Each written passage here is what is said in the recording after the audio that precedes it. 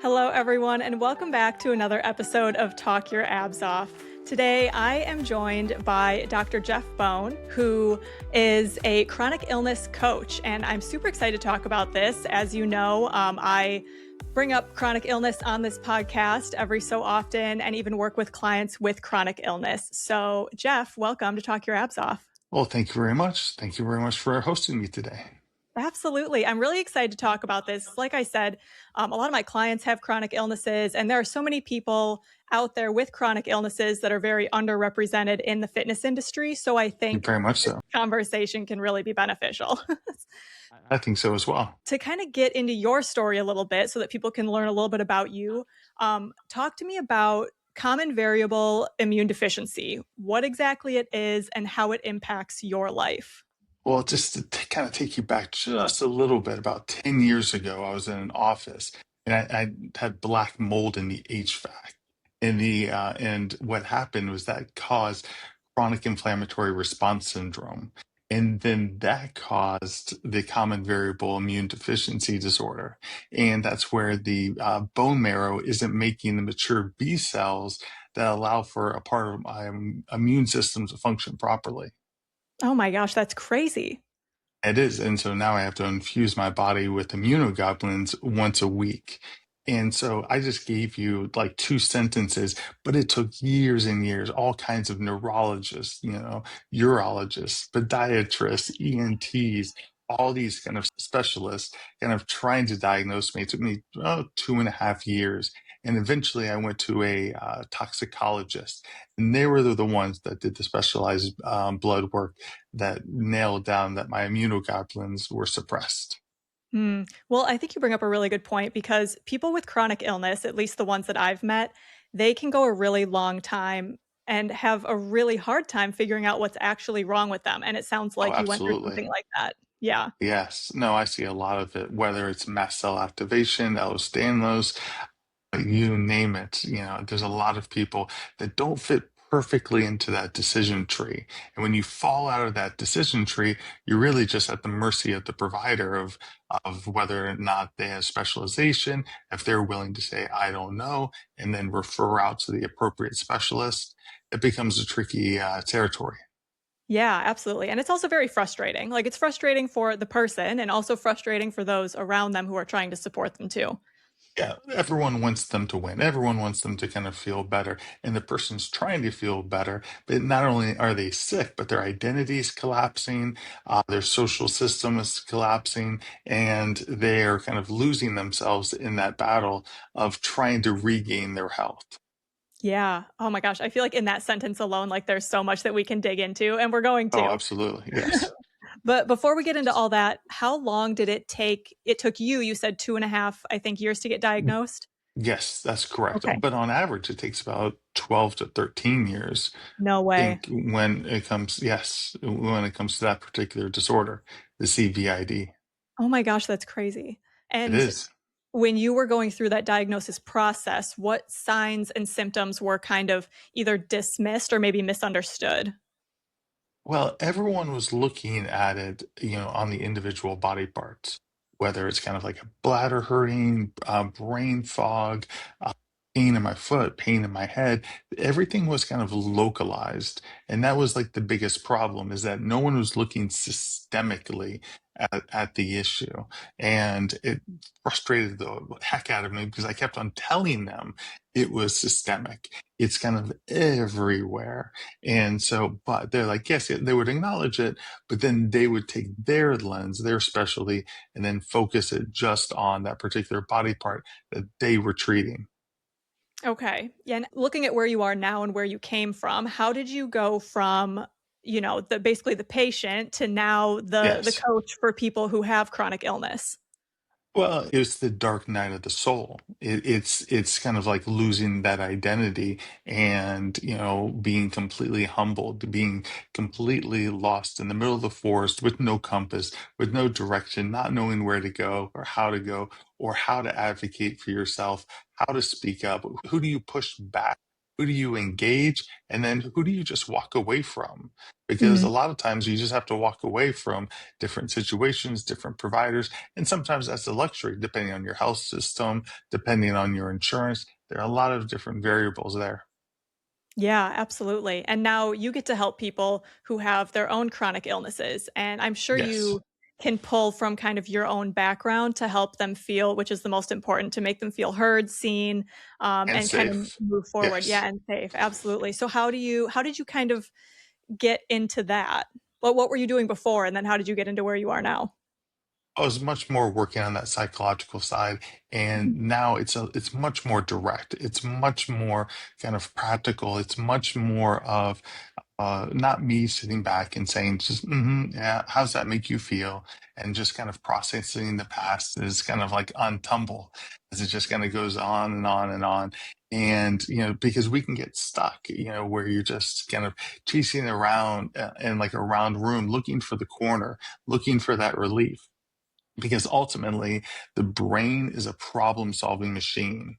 That's what it's built for. It's built for survival. It's not built for happiness. It's built for survival.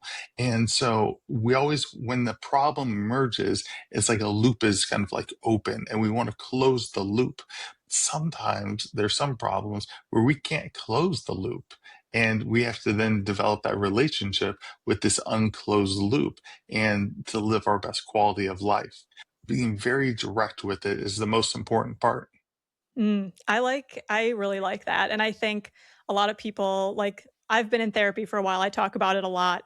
I think a lot of us can relate to, whatever thing you're kinda spiraling on and coming back to, like, that's a very common thing, and Yes. so when you are able to break out of that pattern, it's very freeing. Even, whether it's acceptance or whatever, it feels Yes. very it feels a lot better.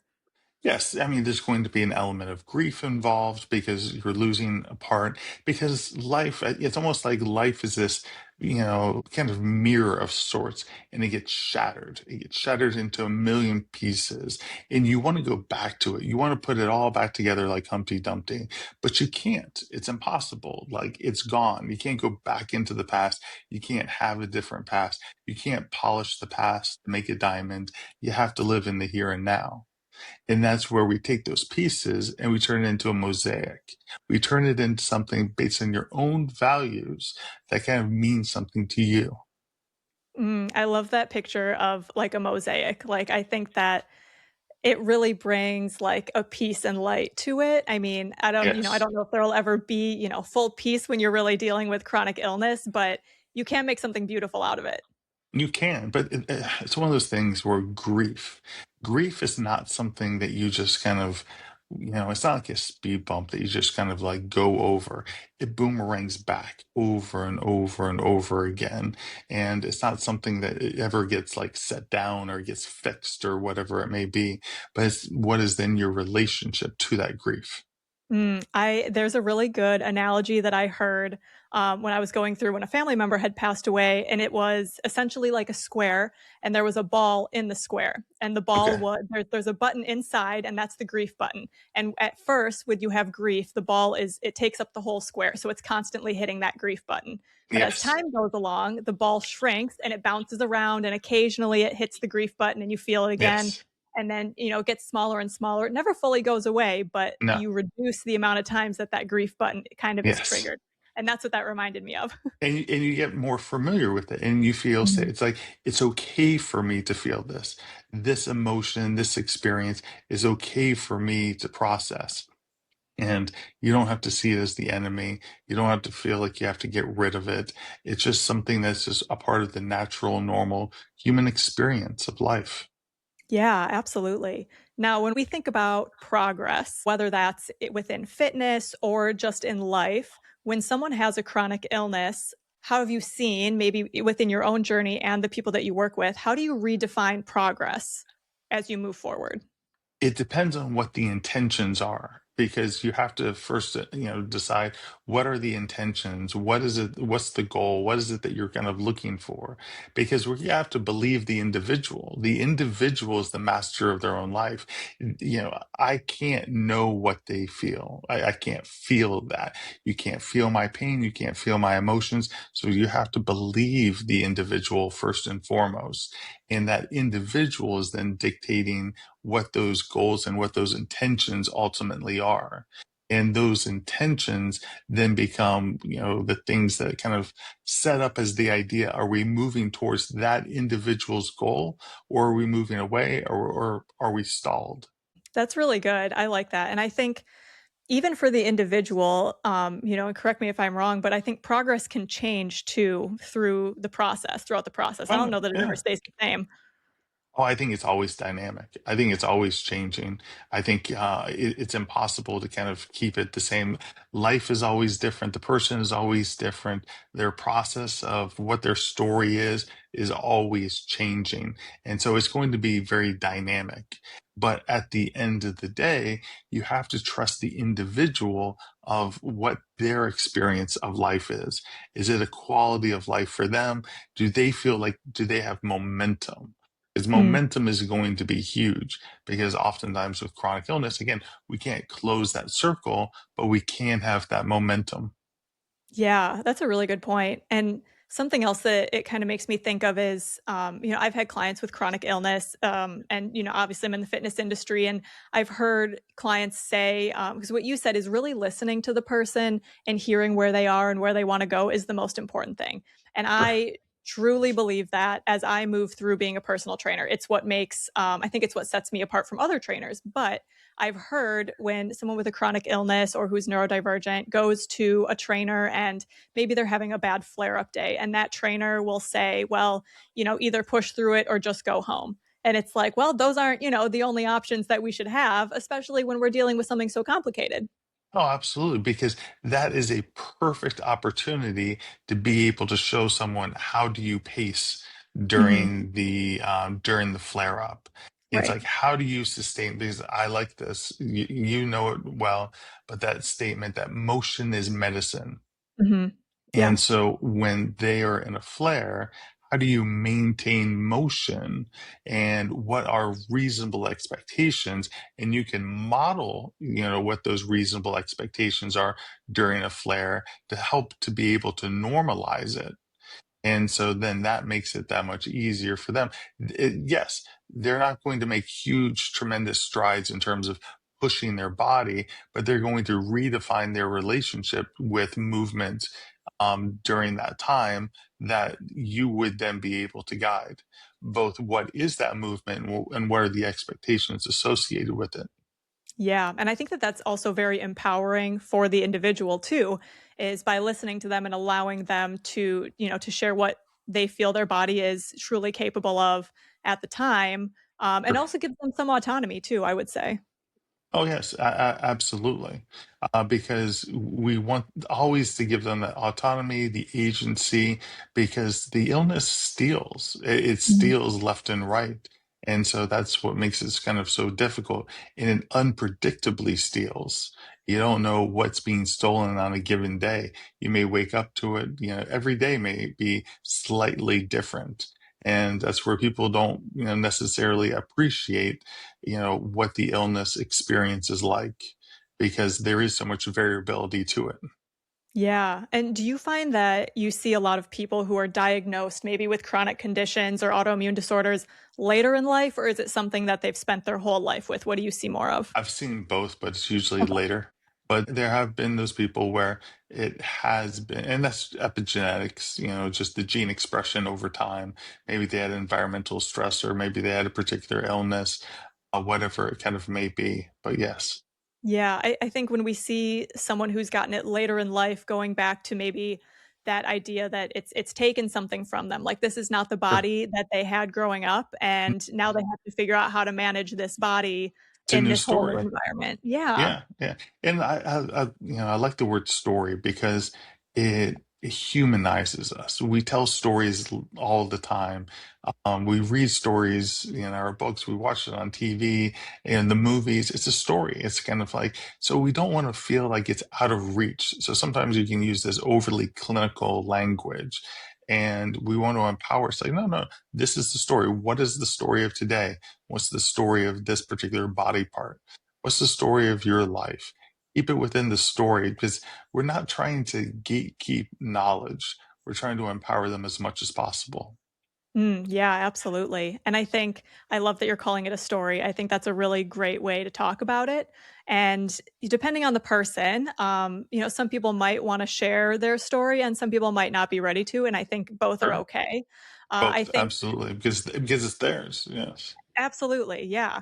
And, for my clients who share, their story with me or their journey, whatever they've been on, Hmm. it helps me to be able to work with them better. And every client that I work with who I've seen who has a chronic condition, it really helps open my eyes to, the possibilities of whatever anybody's going through. Even doesn't even have to be physical, even emotionally day to Sure. day. We just never know.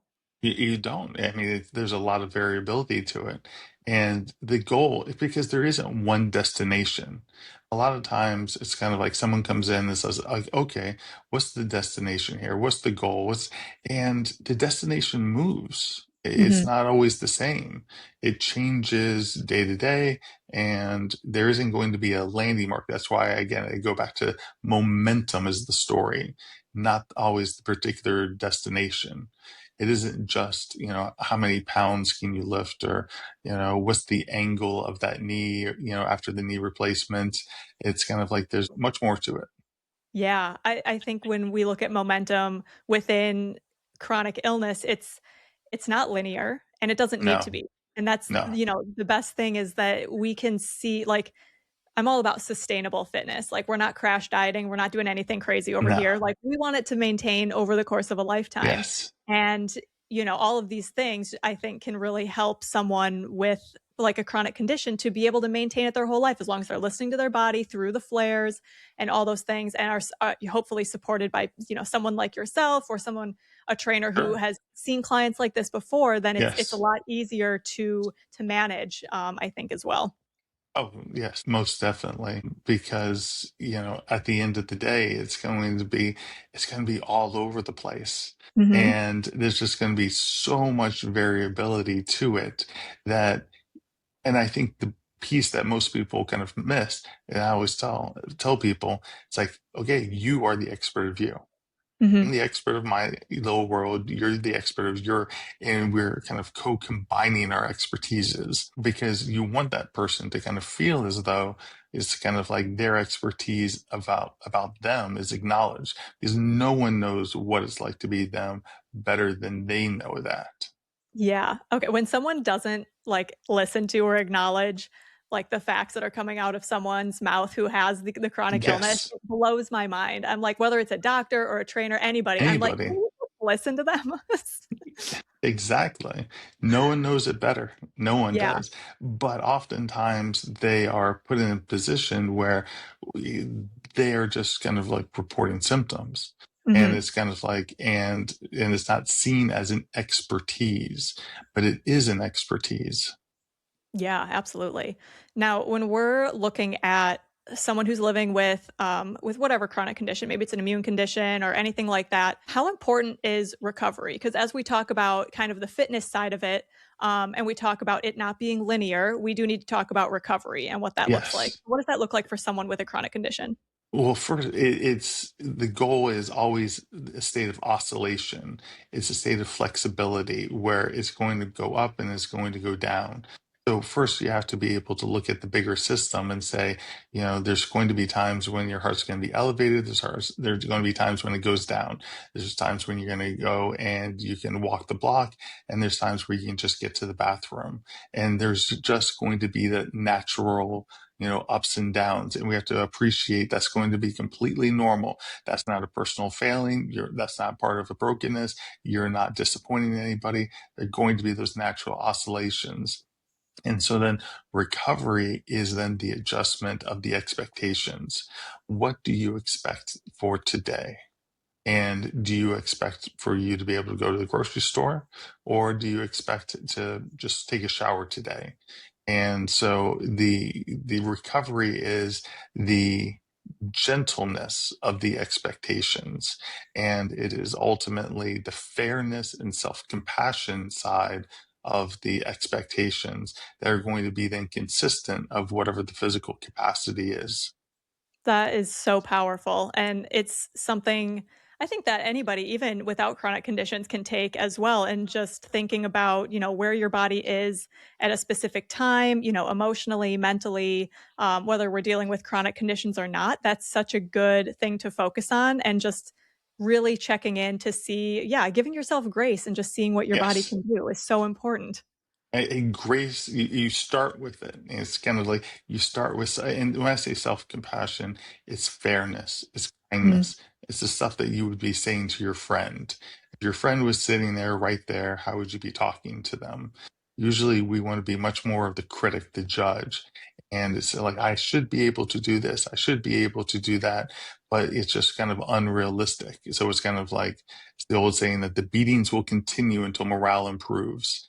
No, you start with the self-compassion.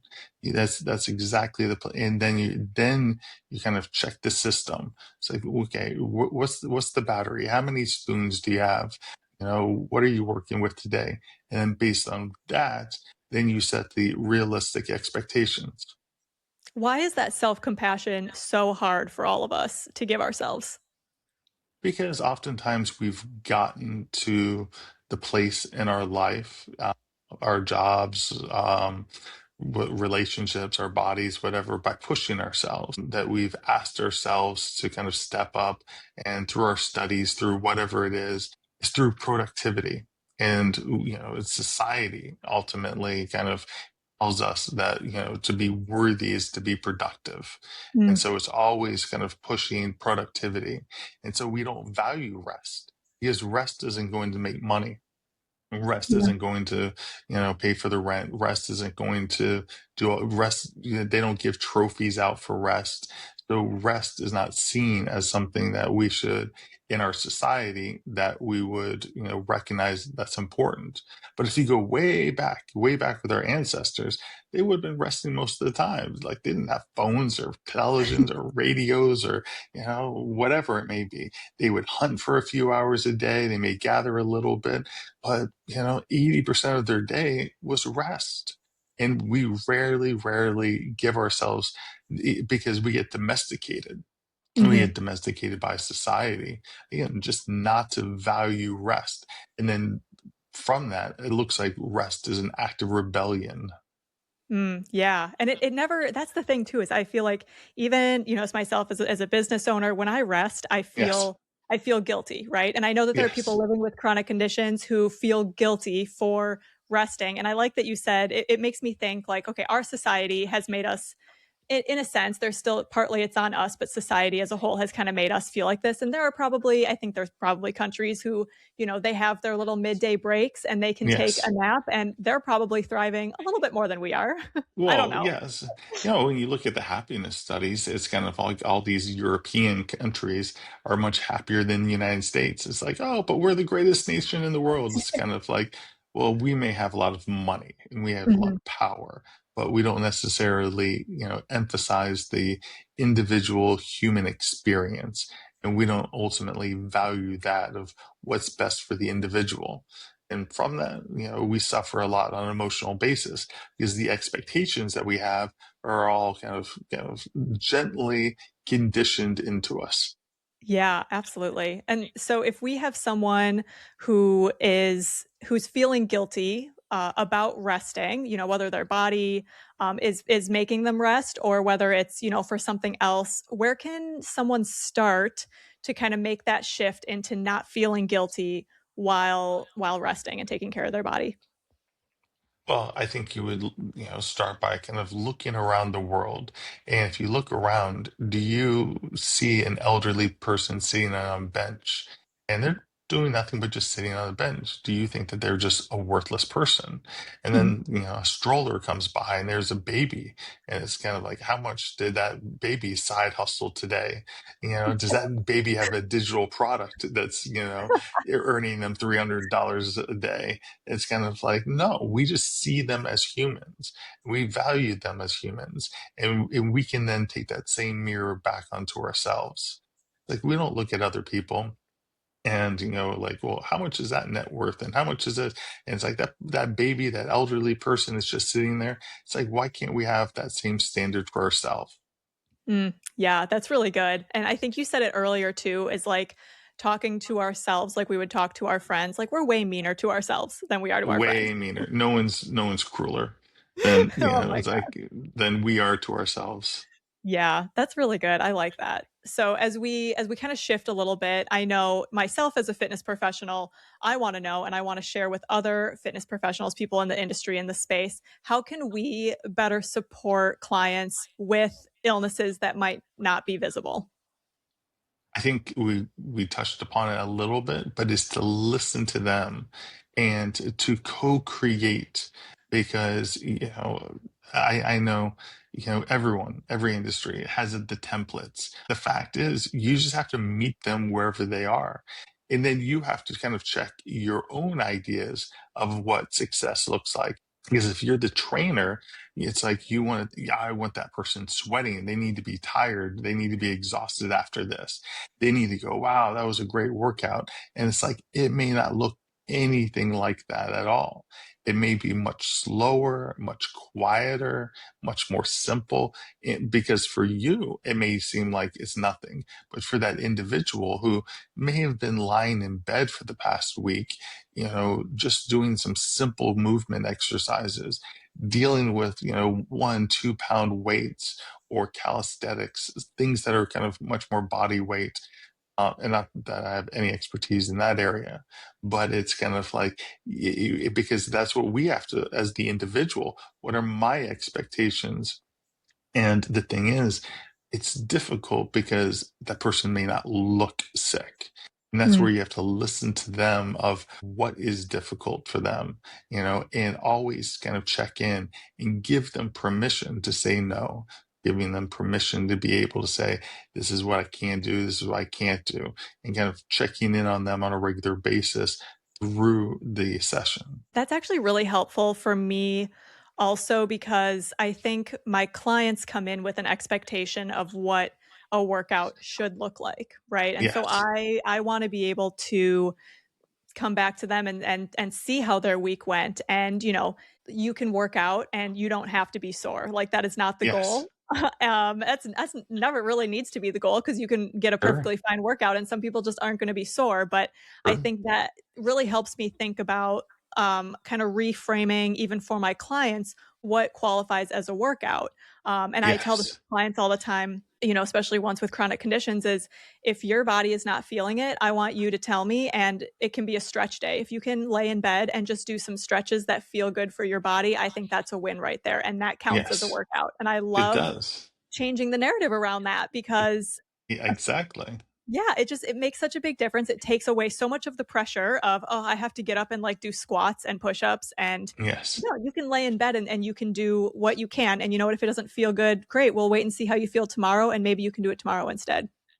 And if you sat in bed and you did some leg raises Hmm. or you did some stretching, it's like you always want to make sure that they are kind of incorporating, I did this. Hmm. Like, have them write it down, have them acknowledge it in some way whatsoever, because it's so easy for someone to say, I just didn't do anything today.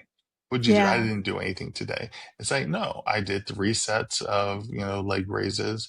I did the stretches. I did X, Y, and Z. And for them to acknowledge it, because it's so hard to kind of hold on to that being part of the narrative when it seems overly simplistic. Now, the thing is, it's a tough fight because it may seem simplistic to us, it may seem simplistic to them, but even though it's hard for them, they may say, well, other people aren't going to value it. Mm. So, am I allowed to value it because other people aren't going to recognize it as something as valuable.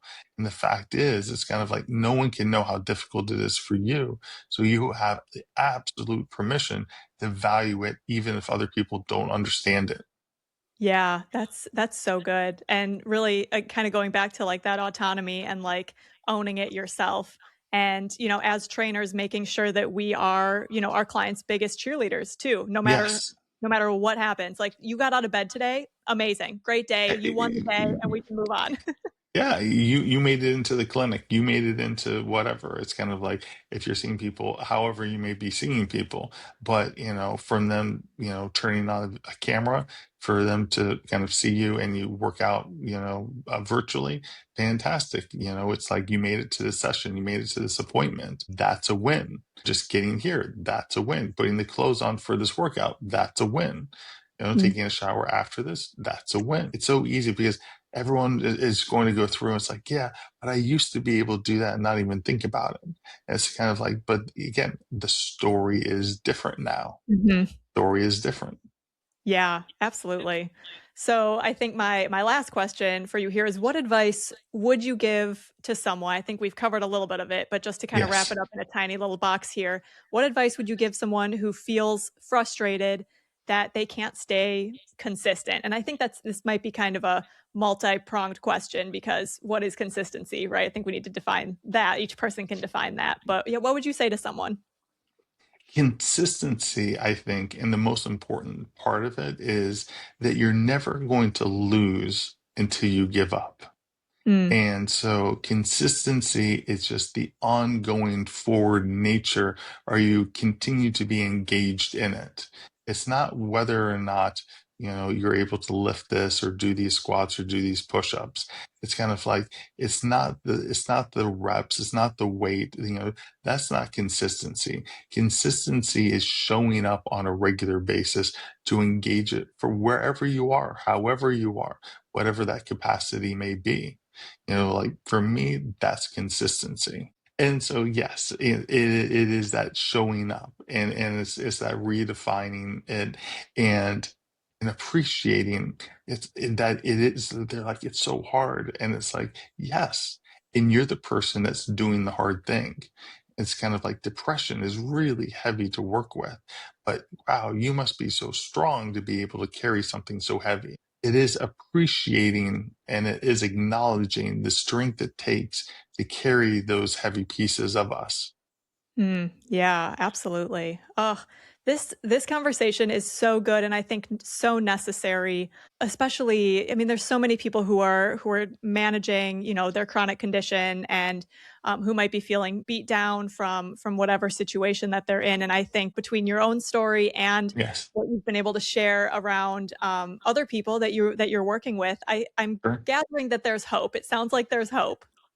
Yes, I see people who have very difficult circumstances and they have good days Mhm. and they have wins. And I think the easiest way to sum it up is they have a meaningful life. Mm. Does this life still have meaning? And they have a meaningful life in that they're curious to see what the next day brings. And they look forward to the next day.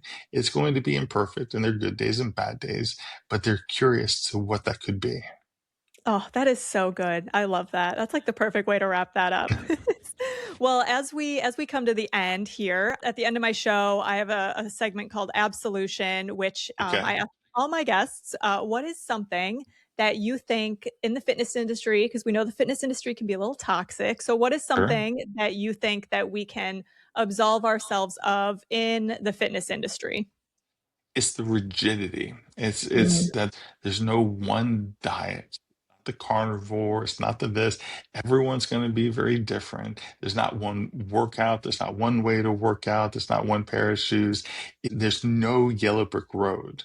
And oftentimes, I think people want to say, okay, you get in with a trainer sometimes to say, okay, and you see that everyone's doing the same workout, and everyone's on the same meal plan. Everyone's on the same and there's the sameness and there's not that unique, it's making it more specific to whatever you are and your particular journey is.